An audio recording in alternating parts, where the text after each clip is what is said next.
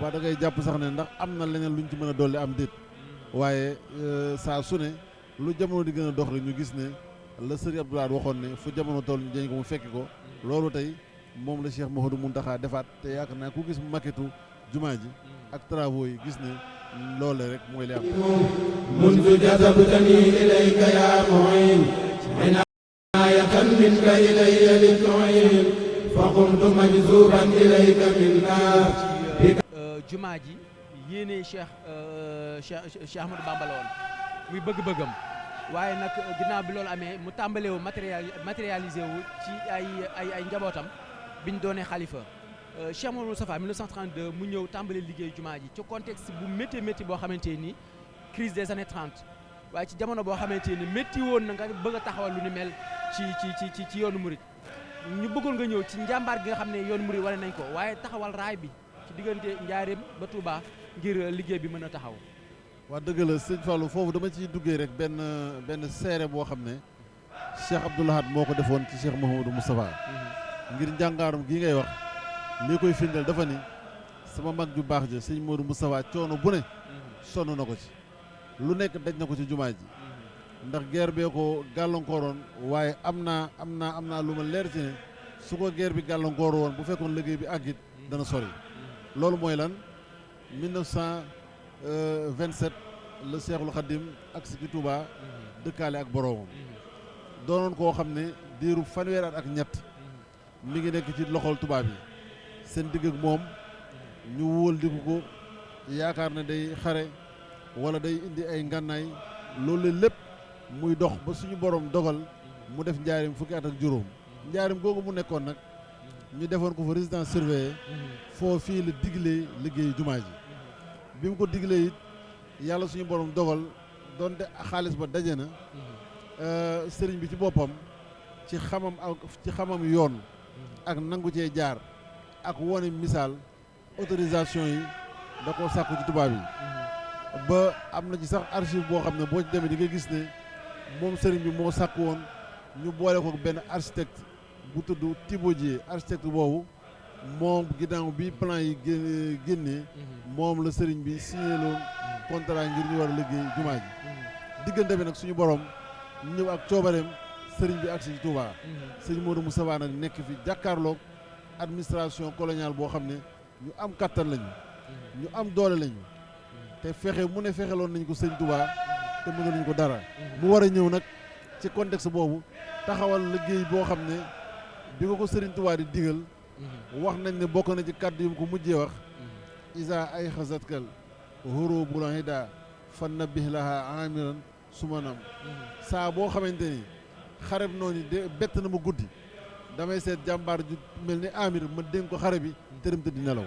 kon loolu ko sëñ Touba waxoon ne ko xamal ne jumaa jii ma la digal kuy dem na la ci bàyyi kuy ñëw na la ci fekk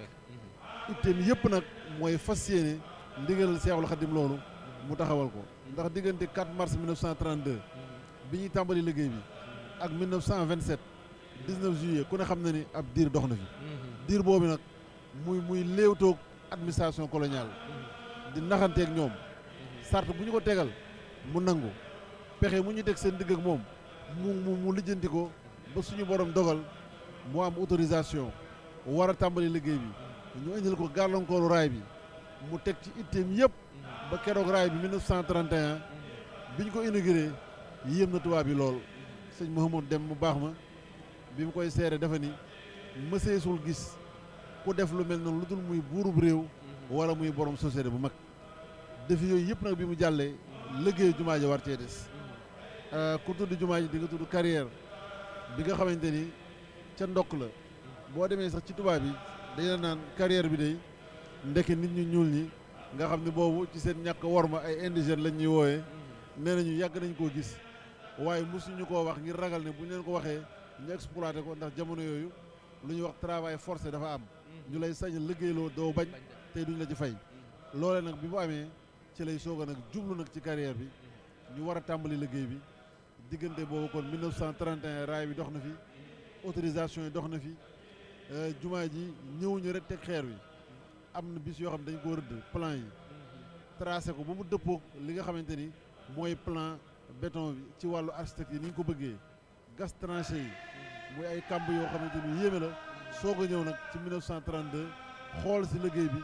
boor ko mën a tàmbali kon diggante boobu 1932 ba 1945 xam nga ni Cheikh Modou Moustapha noppaloo fi benn bis ba wax nga ko année 30 yi crise bi ñëw bi crise bi ñëwee it taxul mu dellu ginnaaw ba ni suñu borom dogalee guerre bi ñëw nag 1945 doon gàllankoor bu maas ci àddina bi moo tax Cheikh Abdoul Ahad ba mu koy seereel ne guerre bi ko gàllankooroon waaye bu du woon guerre bi mu fiy jógee bu jumaa ji àggulit dana war a sori. macha allah jërëjëf Cheikh Mouhamadou Lamine Diouf ci fàttali gu am solo gi rek jëm ci li nga xam ne moom moo di liggéey bu rëy bi nga xam ne Cheikh Mouhamadou Moustapha Mbacké di premier khalife général des Mourides réalisé na ko ci jumaay Touba ju mag ji ci diggante 1932 bi ñu tegee xeer yi ba ni mu fi bàyyeekoo ci 1945 mu nekk liggéey bu rëy boo xamante ni am na solo lool waaye mu liggéey ko ci jamono boo xam ne métti woon na lool waaye nag mu wane njom gi ak jàmbaar gi ànd kook mbooleem taalibe yi murid yi ànd kook mbooleem magu taalibe yi xam naa rek ñu jébbalaat kaddu gi Baye Mansour Seck ngir mu ñëwaat rek defal ñu un petit rappel en français par rapport ak li nga xam ne moom mooy réaction bi Serigne Mouhamadou Lamine Diouf def sànq muy jëm rek ci li nga xam ne moom moo di fàttaliwaat liggéey bi nga xam ne moom moo jëm ci Cheikh Mouhamadoul Moustapha ak raay bi Cheikh Mouhamadoul Moustapha ak liggéeyu jumaa ji ci diggante 1932 ba 1945. Merci donc Serigne Fallou Sylla. Nous étions en train de suivre tous ces développements qui ont été faits pour montrer l'historique de cette marche du mouridisme et une marche qui traduit une volonté de bâtir un symbole qui est la grande mosquée de Touba. Je disais tantôt que c'est un travail dans lequel se sont distingués tous les khalifes du vénéré Cheikh Ahmadou Bamba, du premier Serigne Mouhamadou Moustapha jusqu'à l'actuel khalife. S'il y a eu une constante, c'est cet effort qui a été déployé pour que la mosquée ait l'envergure que Cheikh Khadim voulait. On se rappelle dans les enseignements du vénéré Cheikh Mohamed Fadel, qui est le deuxième khalife du mouridisme, il y a un enjeu majeur puisque, dit-il, même les djinns étaient venus auprès du Cheikh pour solliciter la construction de cette grande mosquée. Et le vénéré khalife, le vénéré Cheikh Ahmadou Bamba a décliné cette demande et pour leur dire que j'ai une famille, j'ai des disciples et je voudrais que chacun d'eux ait l'usufruit de cette contrepartie radieuse qui émane de ces travaux. C'est pourquoi je les laisse entre mains de tous les disciples. Ça également, c'est un enjeu majeur. On se rappelle également que c'est une mosquée qui a été bâtie et sur des sacrifices énormes. On sait toutes les contraintes qu'on a voulu poser du temps de la colonisation pour que cette mosquée, n'est-ce pas, n'apparaisse pas, ne sorte pas de terre. Et Serigne Mouhamadou Moustapha Mbacké, c'est une contrainte majeure qu'il a surmontée en faisant en sorte d'amener les rails jusqu'à Touba pour que l'on puisse acheminer le matériel. On se rappelle également qu'il y a eu la guerre, il y a eu cette crise. Le vénéré Cheikh Abdoul Ahad Mbacké nous enseigne que n'eût été cette guerre, mais du temps de Serigne Mouhamadou Moustapha Mbacké, mais les travaux de la grande mosquée auraient beaucoup avancé. Mais n'empêche que malgré tout, malgré ces contraintes, malgré ces difficultés, il a bravé tout ceci pour mener les travaux. Et il y a eu l'arrivée de Serigne Fallou Mbacké et la mosquée a été inaugurée en 1963. Mais figurez-vous que depuis 1963, mais ce sont des travaux qui continuent, ce sont des travaux qui ne se sont jamais estompés parce que l'esprit, c'est de faire en sorte que la mosquée puisse toujours avoir le standing qui va de pair avec l'étape où on se trouve, avec les plus grandes constructions, les plus prestigieuses, parce que c'est une œuvre édifiée au nom d'Allah et pour Allah. C'est pourquoi tous les khalifes qui se sont succédés ont fait des pieds et des mains pour que cette mosquée sorte de terre, mais également pour qu'il y ait cette rénovation, ces travaux d'embellissement. On sait ce que le vénéré Cheikh Abdoul Ahad Mbacké a fait pour que ces travaux d'embellissement puissent continuer, l'extension de la grande mosquée. On sait ce que le vénéré Serigne Saliou Mbacké a également fait pour que cette mosquée puisse évidemment progresser, aller de l'avant, s'élever au plus grand standing. On sait également ce que Serigne El Hadj Bara, et après l'ère des fils, les petits-fils également se sont inscrits dans la même veine pour faire en sorte que cette mosquée puisse être ce qu'elle doit être. On sait ce que le vénéré Seigne Aladji Bara a fait, le fils de Cheikh Seigne Fallou,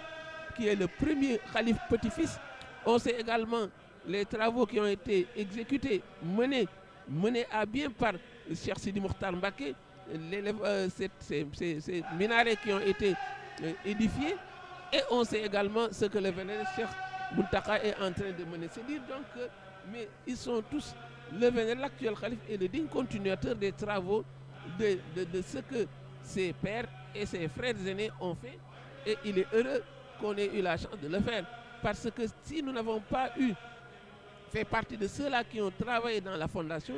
il va de pair que, mais c'est une chance que chaque génération puisse avoir à bâtir, à élever ou bien à suer pour que cette mosquée puisse être édifiée. Ça également, c'est une gageure, mais c'est également une chance inouïe. Il faut rendre grâce à Dieu pour cela et également prier encore pour celui qui est l'instigateur de ce travail, c'est le vénéré Cheikh Mountakha. Et on a vu la réponse des disciples, on a vu la réponse des entités, on a vu la réponse de ces khalifes, on a vu la réponse de ces lieutenants, on a vu la réponse des organisations religieuses. C'est dire donc à l'unisson tous les mourides. Et même ceux-là qui ne sont pas sous l'obéissance de Cheikh Khadim, il y a eu des actions pour, évidemment, parce que c'est une œuvre qui est édifiée pour Dieu et par Dieu. Et c'est pourquoi aujourd'hui encore, il faut rendre grâce à Dieu pour cela. Vivement donc qu'on puisse mener jusqu'à terme ces travaux et puis engager encore d'autres travaux, Inch'Allah. Jërëjëf merci beaucoup Serigne Mansour aussi pour ce rappel en français pour permettre aux téléspectateurs qui nous suivent et qui ne maîtrisent pas la langue wolof de pouvoir connaître tout ce qui se passe actuellement ici à Touba au niveau de la grande mosquée. Donc ñu ñëwaat rek ci Cheikh Mouhamadou Lamine Diouf. Cheikh Mouhamadou Lamine gis nga ni ko Serigne Mansour leeralee mu jëm rek ci fàttaliwaat li nga xam ne moom mooy histoire ci liggéeyu jumaa ji nga xamante ni saa su nekk mu ngi gën a jëm kanam sànq ni nga ko leeralee Cheikh Mouhamadoul Moustapha liggéey bu rëy 1932 bi mu tàmbalee teg xeeru njëkk yi ba 1945 mu bàyyeekoo fi liggéey bi jotoon naa sori waaye Cheikh Mouhamad Fadal mu nekk ñaareelu xalif général des Mourides bi mu ñëwee daal sof liggéey bi fas yéene ko jëmale ci kaw. waaw jërëjëf sëñ Fallou ñuy sant bu baax sëñ Mansour ci leeral yu am solo yooyu sëñ Fallou moom bi mu ñëwee li ñuy wax raison d'être ndax moom la ma sëñ Dame Dramé di kenn ci secrétaire particulier bu wax ne ne sëñ Fallou dafa mel ni jumaa ji moo doon raison d'être am ndax loolu waxal na ko boppam sax ndax nee na daraan bind ay bataaxal Serigne Touba di ko wax ne ko dama laa bëgg liggéeyal ak di sàkku ci moom ay ndigal waaye ci bataaxal yooyu la ko wax ne ko nag yaa ngi ma daan sàkku ne bëgg nga maa liggéeyal ak di ma laaj ndigal kon nag xamal ne sama ndigal ci yow mooy jumaa ji kuy ñëw na la ci fekk kuy dem na la ci bàyyi moo tax moom bi mu ñëwee amul lenn lu ko nit mën a wax lu dul jumaa ji noppi rek moo doon itteem moo tax diggante 1945 ak 1947 ci la jël liggéey bi mu tombé itam crise bu metti ndax boobu xam nga ni guerre bi dafa toll ci di soog a jeex nit ñi amuñu lu ñu lekk nit ñi itam taluñu lu bari waaye mu tàmbali ci carrière bi nga xamante ni moo ci daan demal boppam boobu noppi itam soññee boo xam ne ñëpp dañ ko fa daan fekk njabootu moom Cheikh Ibrahima Fall dañ faa dëkkoon Cheikh Issa Dieng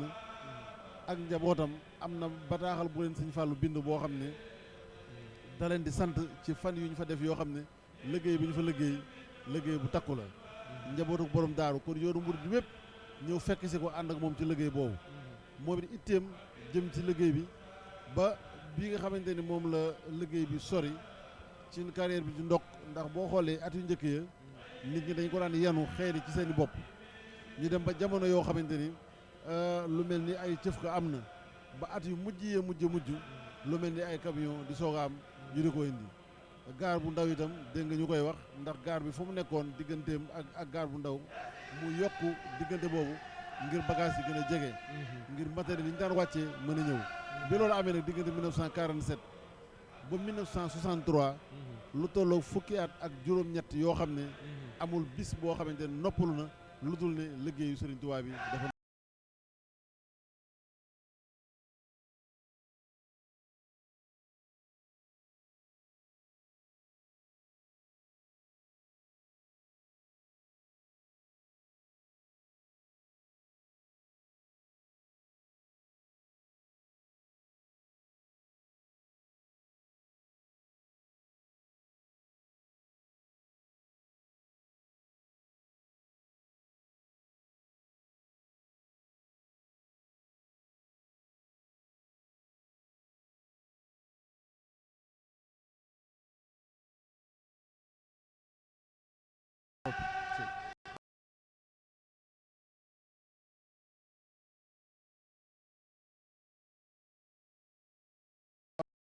organiser